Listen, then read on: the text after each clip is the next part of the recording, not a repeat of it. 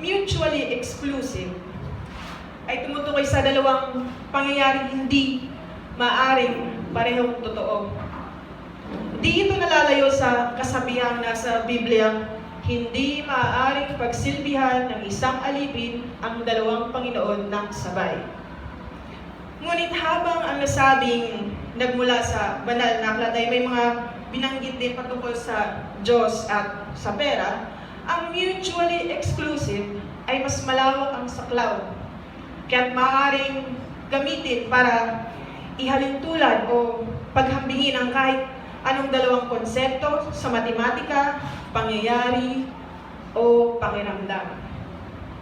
Sa programming may tinatawag na Boolean data types. Ang data type na ito ay maaaring tama o mali. So ang itinalagang halaga kung tama ay 1 at 0 naman para sa mali.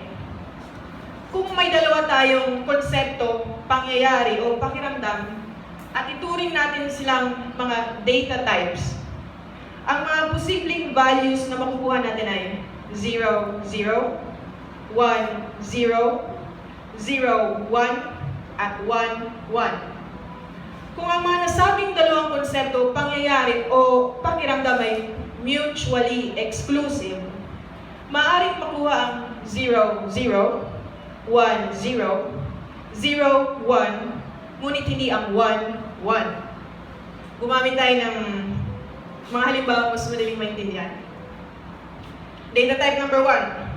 Ang pag-inom ng iced coffee decaffeinated served in a mason jar with a paper straw and with extra whipped cream. At pag-post nito sa Instagram, hashtag stress reliever, hashtag compromise, hashtag free wifi.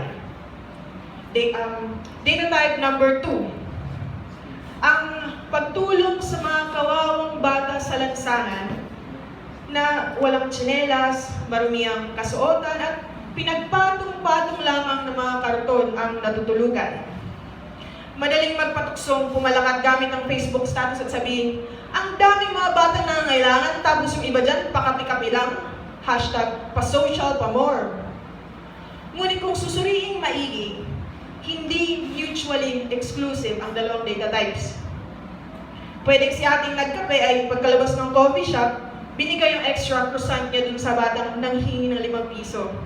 Habang si ating nag-rant sa FB na nasa bahay lang kaya nga bitter dahil di makagala, malamang di rin naman nag-effort lumabas at mag-ikot sa mga kalsada para maghanap ng mga paslit na matutulungan.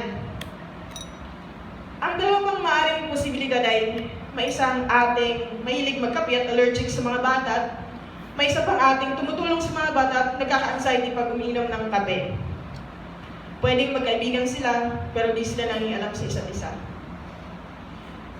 Naalala ko tuloy nang minsang tumambay ako mag-isa sa isang kapehan malapit sa bahay. Gaya ng inaasahan, may mga batang nag-aabang sa mga lumalabas na mamimili upang magbakasakaling mabigyan ng mga barya o tirang pagkain. Katakam-takam tingnan ng mga pasteleria roon. Tinignan ko ang makukulay na tinapay sa platito sa harapan ko. Napagdesisyonan ko nang ipabalot ito at ibigay sa mga batang ngayon naglalaro na habang wala pang dumaraang customer. Tapos ko na rin naman itong kunan ng larawan upang i-post sa Instagram. Kailangan kasi updated ang account ko. Baka kasi isipin mo, nawalan na ako ng sigla at nagmumukmok na lamang sa bahay simula nang tumigil na tayong mag-usap. Baka tuloy magpistulang ang kalungkutan ko at ikaw ay mutually exclusive. Na dumarating lamang ang kalungkutan sa tuwing ika'y lumilisan o na naisip ko pa lamang na maaari kang bumalik, ito'y napapalitan agad ng kaligayahan. Salamat po.